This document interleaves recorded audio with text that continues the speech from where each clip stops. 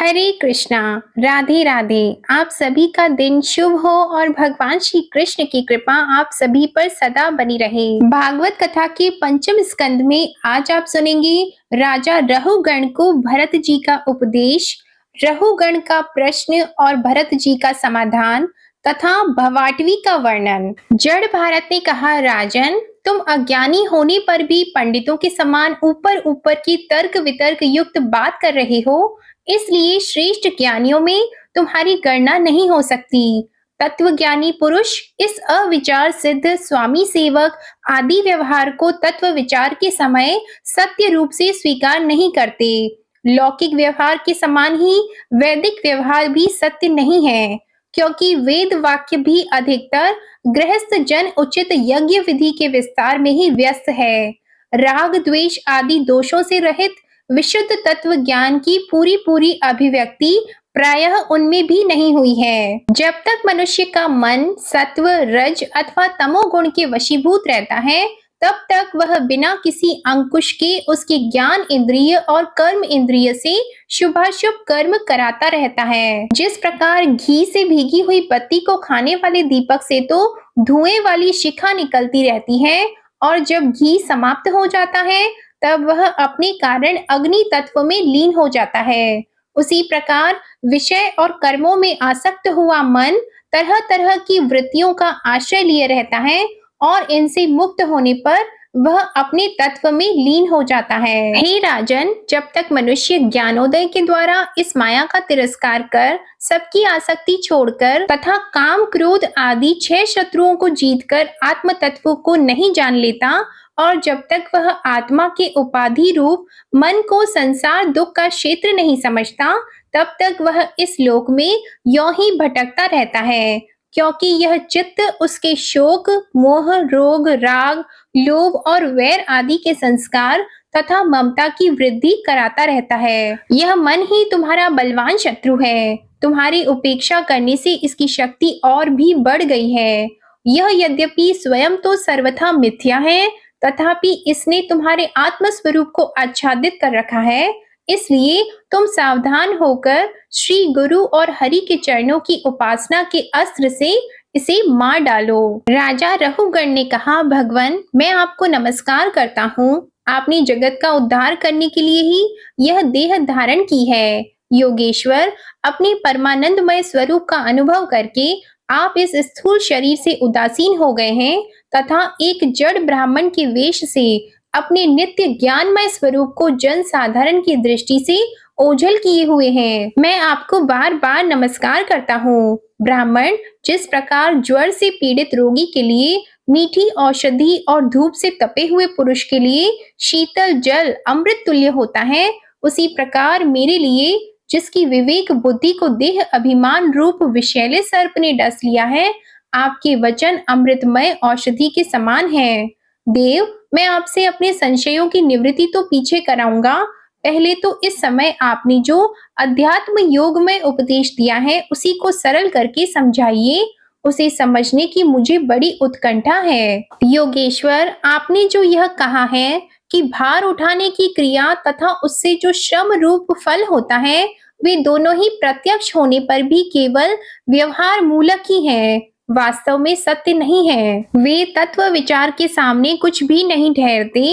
सो इस विषय में मेरा मन चक्कर खा रहा है। आपके इस कथन का मर्म मेरी समझ में नहीं आ रहा है। जड़ भरत ने कहा, पृथ्वीपते, यह देह पृथ्वी का विकार है। पाषाण आदि से इसका क्या भेद है? जब यह किसी कारण से पृथ्वी पर चलने लगता है, तब इसके भारवाही नाम आदि पड़ जाते हैं। इसके 2 चरण हैं। उनके ऊपर क्रमशः टखने, पिंडली, घुटने, जांग, कमर, वक्षस्थल, गर्दन और कंधे आदि अंग हैं। कंधों के ऊपर लकड़ी की पालकी रखी हुई है। उसमें भी सौवीर राज नाम का एक पार्थिव विकार है, जिसमें आत्मबुद्धि रूप अभिमान करने से तुम, मैं सिंधु देश का राजा हूँ, इस प्रबल मद से अंधे हो रहे हो।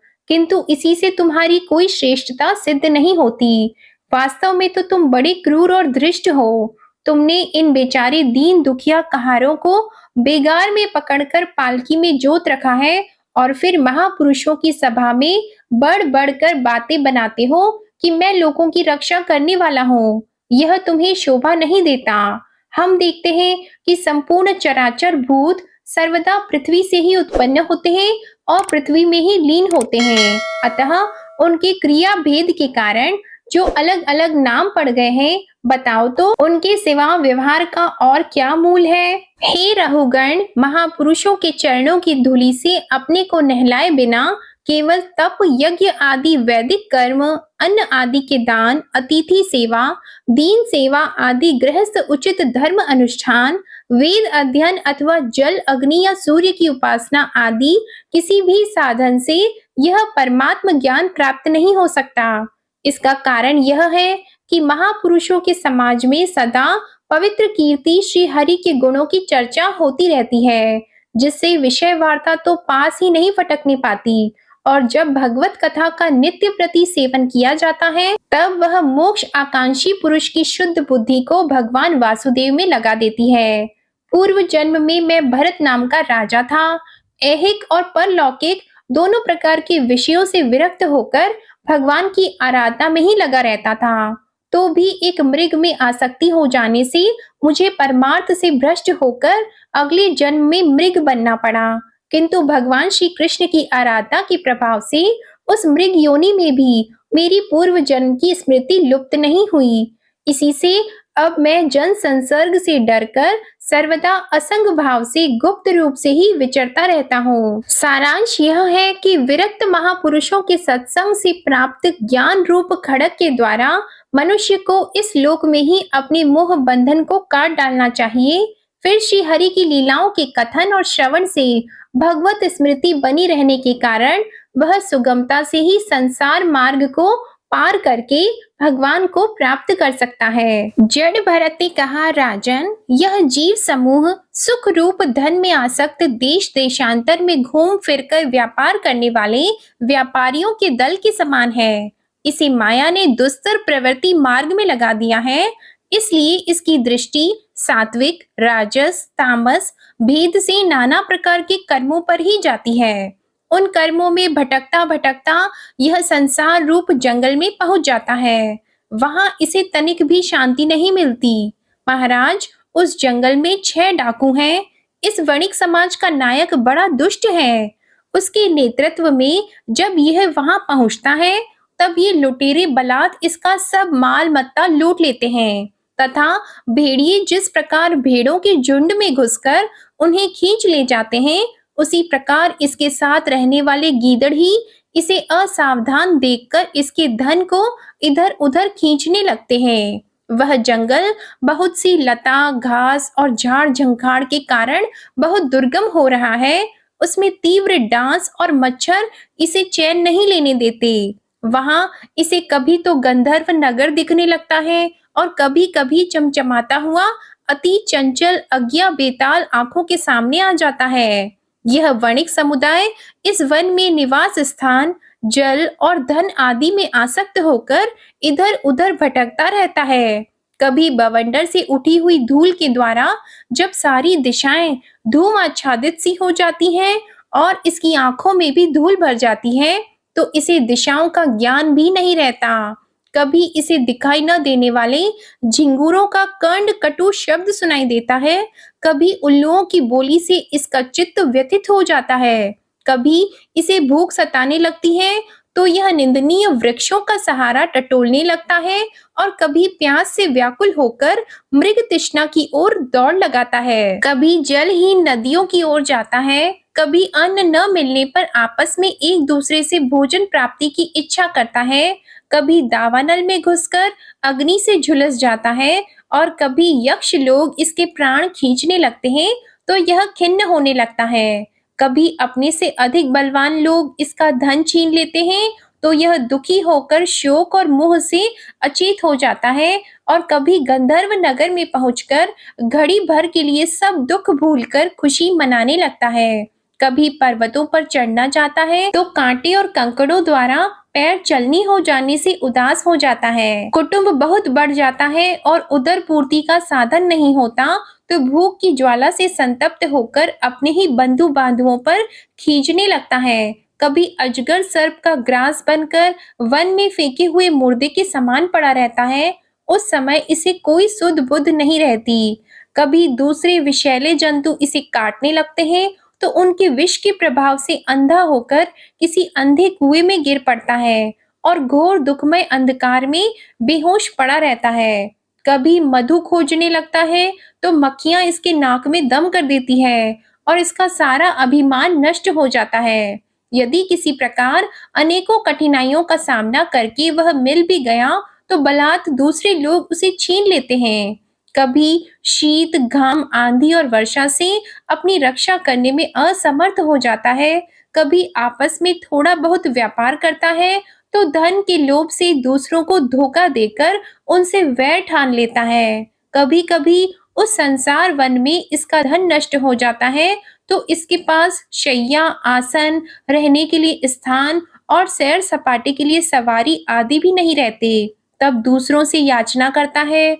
मांगने पर भी दूसरे से जब उसे अभिलषित वस्तु नहीं मिलती, तब पराई वस्तुओं पर अनुचित दृष्टि रखने के कारण इसे बड़ा तिरस्कार सहना पड़ता है। इस प्रकार व्यावहारिक संबंध के कारण एक दूसरे के द्वेष भाव बढ़ जाने पर भी वह वणिक समूह आपस में विवाह आदि संबंध स्थापित करता है और फिर इस मार्ग में तरह तरह के कष्ट और धन क्षय आदि संकटों को भोगते भोगते मृतकवत हो जाता है। साथियों में जो मरते जाते हैं, उन्हें जहां का तहां छोड़कर नवीन उत्पन्न हुओं को साथ लिए वह बनिजारों का समूह बराबर आगे ही बढ़ता रहता है। वीरवर, उनमें से कोई भी प्राणी न तो आज तक वापस लौटा है और न किसी ने इस संकटपूर्ण मार्ग को पार करके परमानंदमय योग की ही शरण ली है।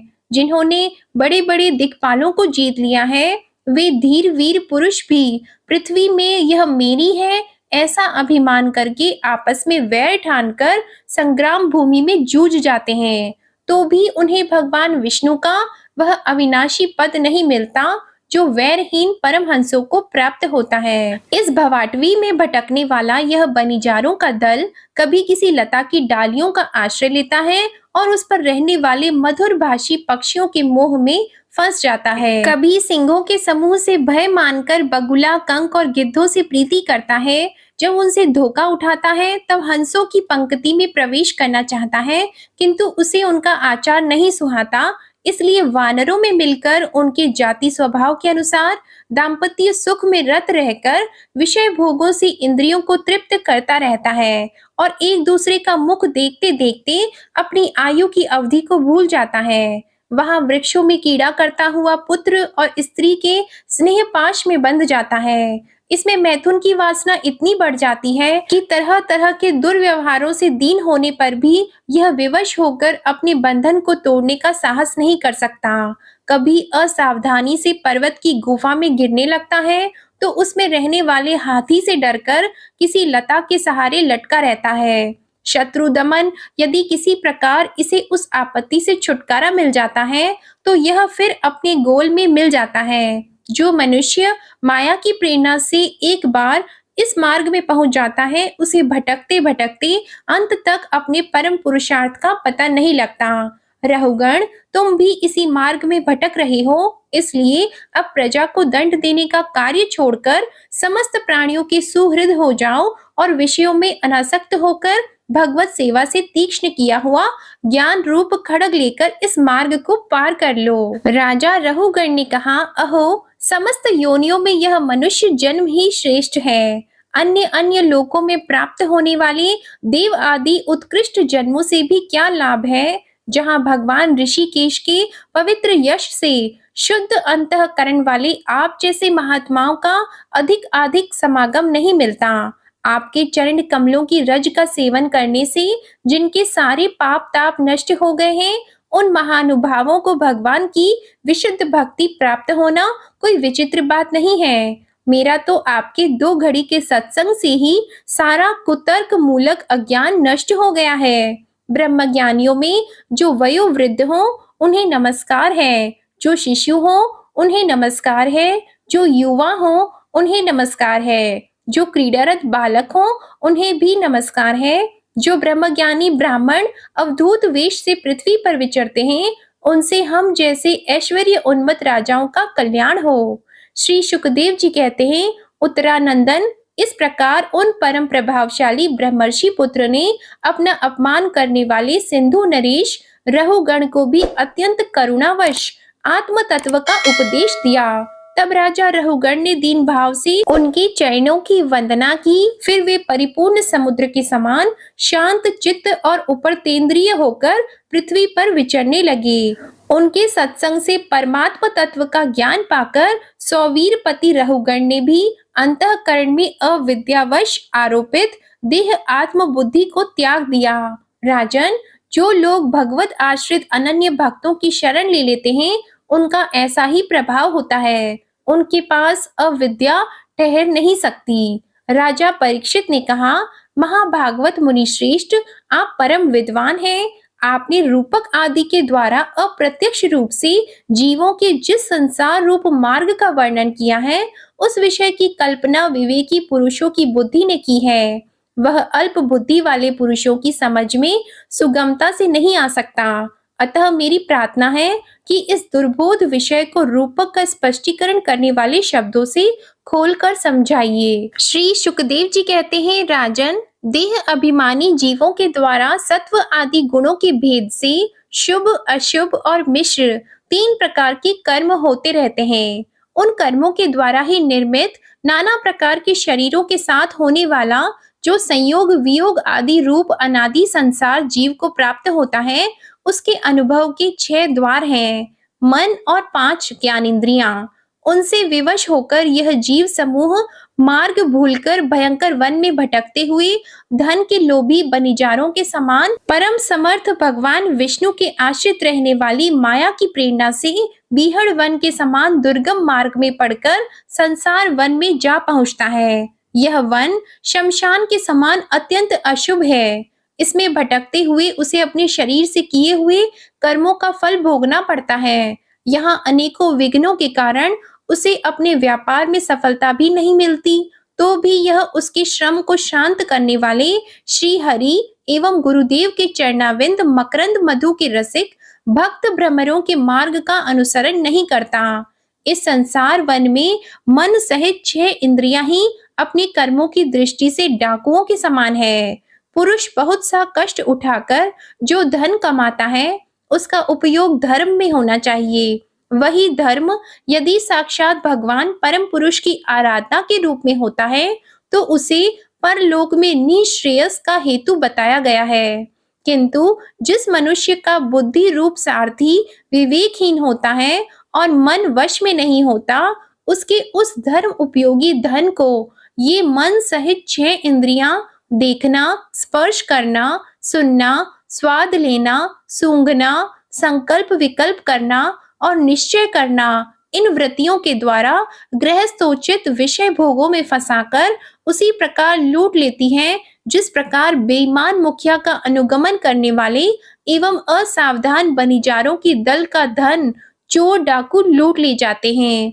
ये ही नहीं, उस संसार वन में रहने वाले उसके कुटुंबी भी, जो नाम से तो स्त्री पुत्र आदि कहे जाते हैं, किंतु कर्म जिनके साक्षात भेड़ियों और गीदड़ों के समान होते हैं, उस अर्थ लोलुप कुटुंबी के धन को उसकी इच्छा न रहने पर भी उसके देखते देखते इस प्रकार छीन ले जाते हैं, जैसे भेड़िए गड़रियों से सुरक्षित भेड़ों को उठा ले जाते हैं। यह गृहस्थ आश्रम भी कर्म भूमि है। इसमें भी कर्मों का सर्वथा उच्छेद कभी नहीं होता, क्योंकि यह घर कामनाओं की पिटारी है। उस गृहस्थ आश्रम में आसक्त हुए व्यक्ति के धन रूप बाहरी प्राणों को डांस और मच्छरों के समान नीच पुरुषों से तथा टिड्डी, पक्षी, चोर और चूहे आदि से क्षति पहुंचती रहती है।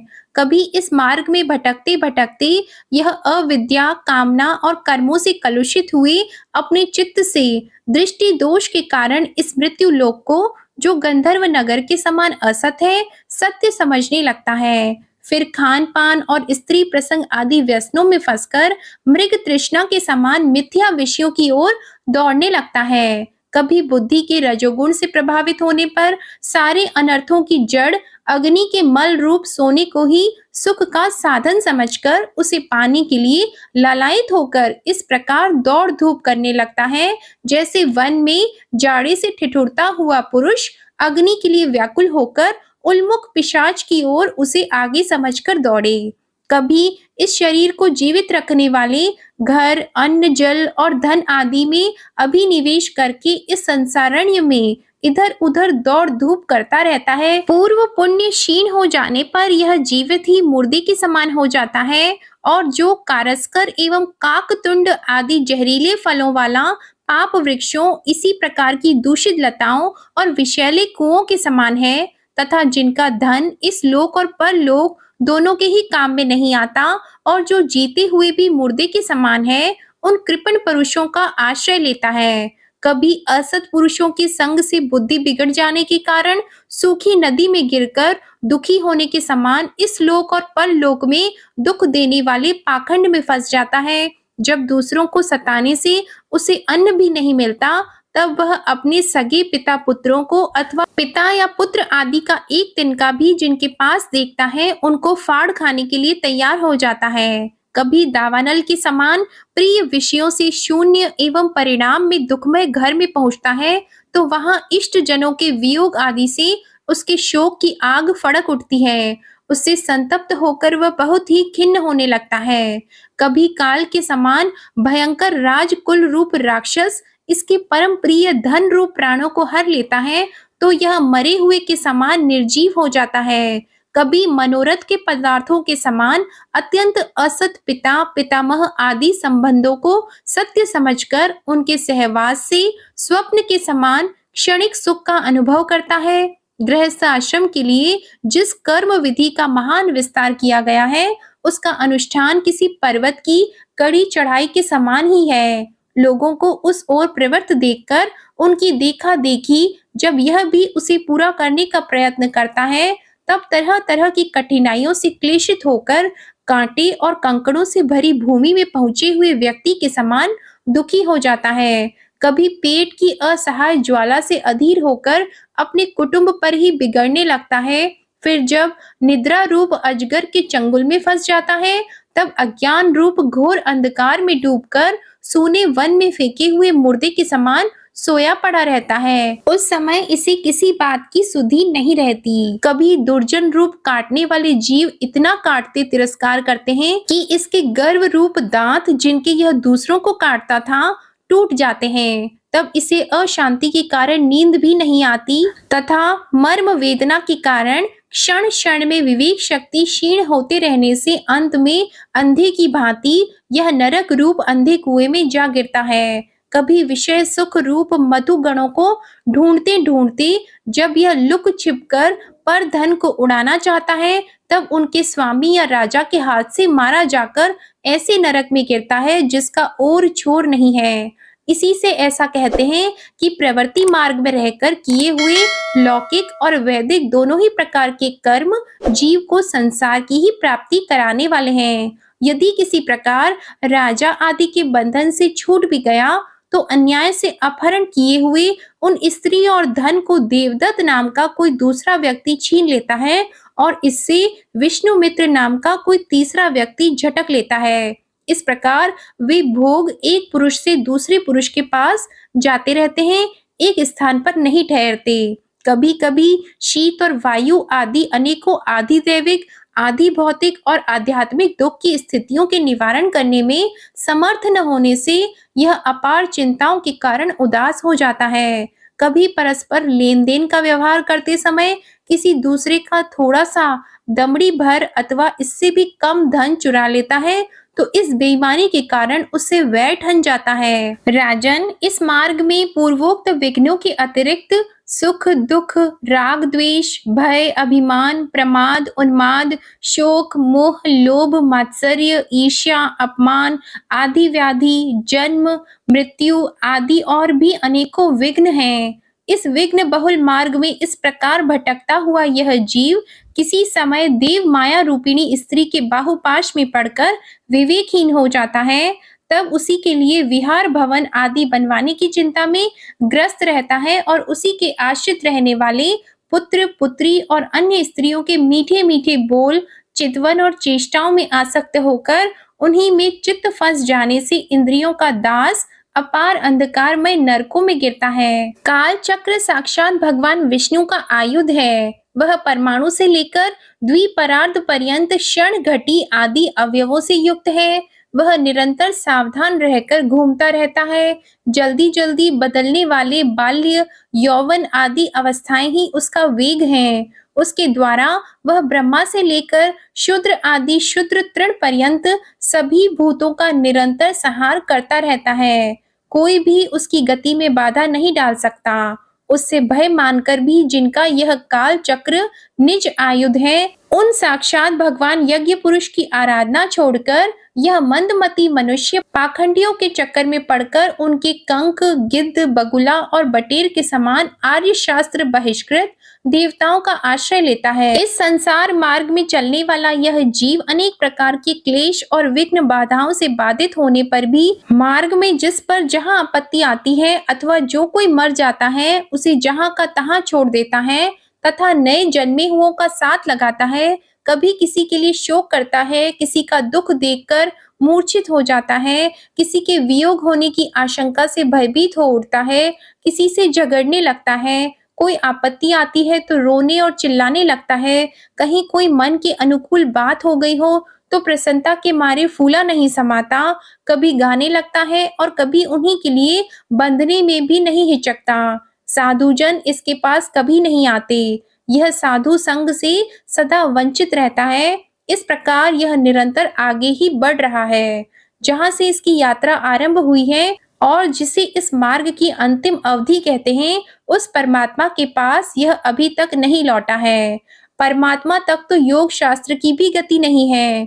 जिन्होंने सब प्रकार के दंड का त्याग कर दिया है, वे निवृत्ति परायण संयम आत्मा मुनिजन ही उसे प्राप्त कर पाते हैं। जो दिग्गजों को जीतने वाले और बड़े बड़े यज्ञों का अनुष्ठान करने वाले राजर्षि हैं, उनकी भी वहां तक गति नहीं है। वे संग्राम भूमि में शत्रुओं का सामना करके केवल प्राण परित्याग ही करते हैं और जिसमें यह मेरी है ऐसा अभिमान करके वैर ठाना है, उस पृथ्वी में ही अपना शरीर छोड़कर स्वयं परलोक को चले जाते हैं। इस संसार से वे भी पार नहीं होते। अपने पुण्य कर्म लता का आश्रय लेकर यदि किसी प्रकार यह जीव इन आपत्तियों से अथवा नरक से छुटकारा पा भी जाता है तो फिर इसी प्रकार संसार मार्ग में भटकता हुआ इस जन समुदाय में मिल जाता है।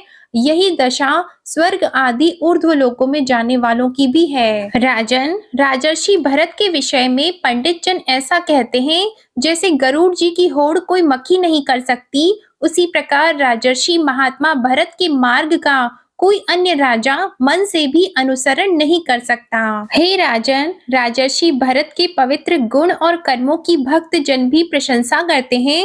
उनका यह चरित्र बड़ा कल्याणकारी, आयु और धन की वृद्धि करने वाला, लोक में सुयश बढ़ाने वाला और अंत में स्वर्ग और मोक्ष की प्राप्ति कराने वाला है। जो पुरुष इसे सुनता या सुनाता है और इसका अभिनंदन करता है, उसकी सारी कामनाएं स्वयं ही पूर्ण हो जाती हैं। दूसरों से उसे कुछ भी नहीं मांगना पड़ता। जय श्री कृष्णा। आज की कथा यहीं समाप्त होती है। उम्मीद करती हूँ आपको आज की कथा पसंद आई होगी। अगर पसंद आई तो वीडियो को लाइक करें, शेयर करें, कमेंट में भगवान श्री कृष्ण की जय लिखें और चैनल को सब्सक्राइब करके बेल आइकन प्रेस करें। धन्यवाद।